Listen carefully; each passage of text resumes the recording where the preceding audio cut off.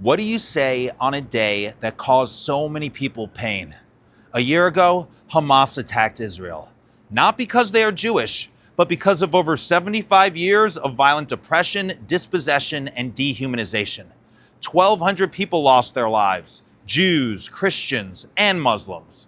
Some were killed by Hamas, some were killed by Israel in what is known as the Hannibal Directive. Hostages were taken, 97 of which are still being held against their will. Or perhaps they too were killed by Israel's indiscriminate bombing or the starvation they caused. Jewish people, my people, are still suffering from that day. But that does not justify the suffering of others. Since then, we have watched Gaza get decimated, children killed by the thousands, unimaginable violence and suffering unleashed on civilians, war crimes.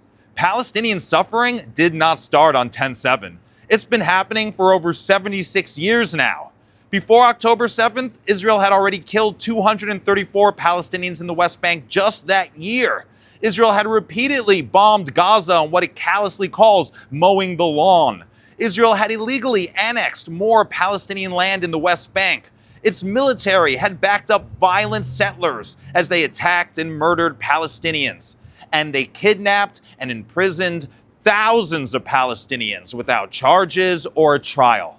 Not only does Israel commit heinous acts, but they lie about them to Jews and the world. They indoctrinated my people with wicked propaganda that not only dehumanizes Palestinians, but created an army of Zionist lemmings who have lost touch with the values and beauty of Judaism to worship the golden calf that is Israel. They manipulated Jewish trauma to cause trauma to others. The Palestinian people aren't fighting against Jews. They are fighting for freedom and equality, for liberation and a life of dignity. And this Jew is proud to be fighting with them, because never again means never again for anyone.